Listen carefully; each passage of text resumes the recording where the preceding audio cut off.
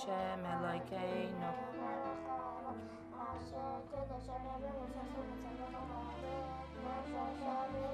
Yehi Ratzon Milfanecha Shibane Beis HaMikdash. Good Shabbos. Good Shabbos.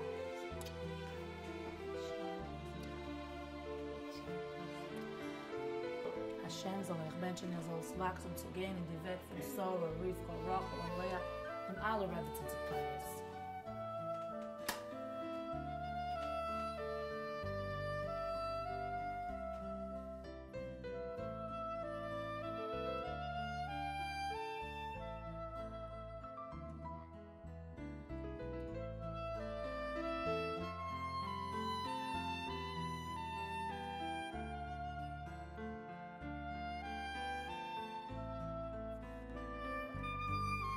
I know that Sarah, Rivka, Rachel, and Leah were great women and that they are the mothers of our nation. But how can I be like them?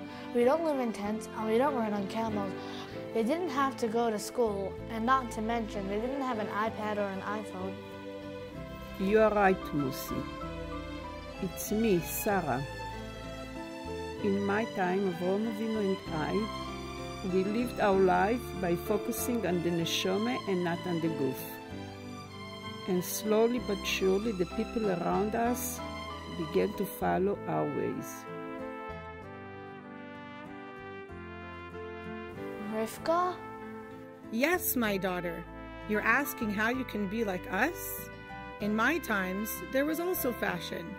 My friends would constantly be thinking how to make themselves look pretty. Lai nivra ha'isha ela liyaifi. A girl is born for beauty. It means that a Jewish girl and woman should always look pretty. She should wear pretty clothes. That is why a girl is given jewelry as a gift, to emphasize her beauty. You see, my daughter, when you are aware of your royal source, of your precious neshama, you know you can't just wear everything that is out there. You want to cherish that look that will show that you are the daughter of Hashem, and that you belong to the dynasty of greatness. This is the real beauty, and that is how you'll grow, like a rose among thorns. There is your answer, Mussy. Rachel? Yes, my dear. Now that you are going into your 12th year, you are a Bas Mitzvah girl. This is the year when you become responsible for your actions and your deeds. This is the time when you enter the path of all Jewish women from generations before you, a majestic path of glory and pride. As long as you feel that way, nothing else will matter. Your pride will rule your way, and your neshama will shine. This is what makes you a Yefas Tayar and Yefas Mara. From here on, you won't have to struggle. You'll be a model, an example of what a girl is meant to be like. Not only a Jewish girl, but an example for non-Jewish girls too. Your neshama, dear Mussy, is from the same place as mine, and so are all other Jewish women throughout all the generations. Our neshama is from under the chair of Hashem, and over there is no meaning of time and place. Over there is no difference whether you travel by camel, a horse, or a minivan. Over there is no difference if you get your water from a well, the Nile, or the tap. The thing that guides us and matters most is to keep our neshama as clean and pure as possible.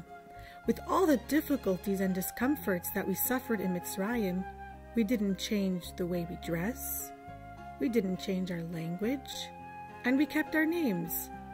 All these three things are the most connected to our neshama, and by keeping them, it kept us separated from the Goyim, so we should never forget who we are. Mussy, being free and able to do all the mitzvahs in such convenient conditions is what your great-grandparents davened for, so you will be able to keep all the mitzvahs easily.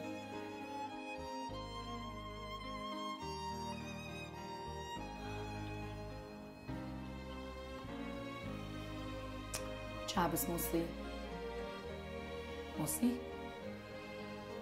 Mussy? Yes, Ma? Is everything okay? Yeah, why? You look like you're on a different planet. Yeah, I think the different planet actually came to me. I just remember what I learned in school today. So now that we're here, it's Shabbos before your Bas Mitzvah. So you see, this is the candle you were lighting from when you were 3 years old and even younger. And next Shabbos, you're going to light the same candle in the same place.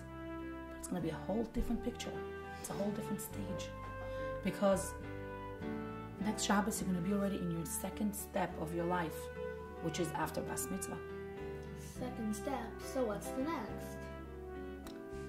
There is no next step. Actually, from after Bas Mitzvah, this is your step for the rest of your life. It's going to be divided until you get married. And then from after you get married, but from now on, that you're obligated to do your mitzvahs, this is when you're starting to be Bas Mitzvah.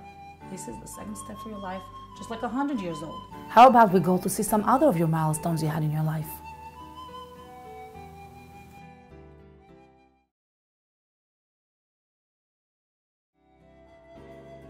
Mussy, 12 years ago, we had the great schus of having a beautiful girl after 2 boys.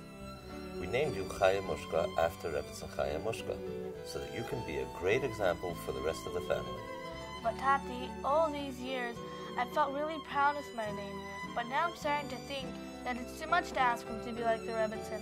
After all, she is the daughter of the Frierdiker Rebbe and the wife of the Rebbe, so of course she could be the Rebbetzin.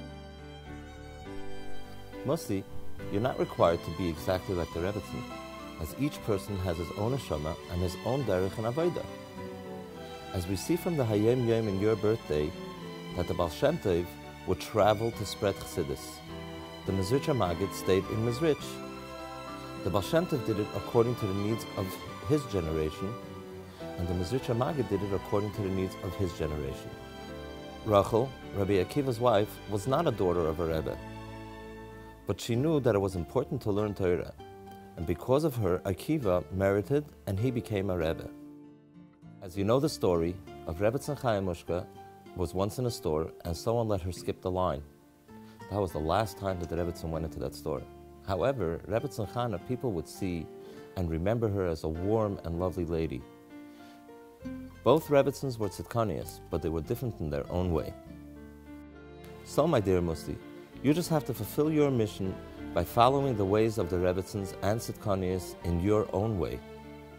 Ah, Tati, now I understand. My name Chaya Mushka helps me overcome all the struggles that have come in my way.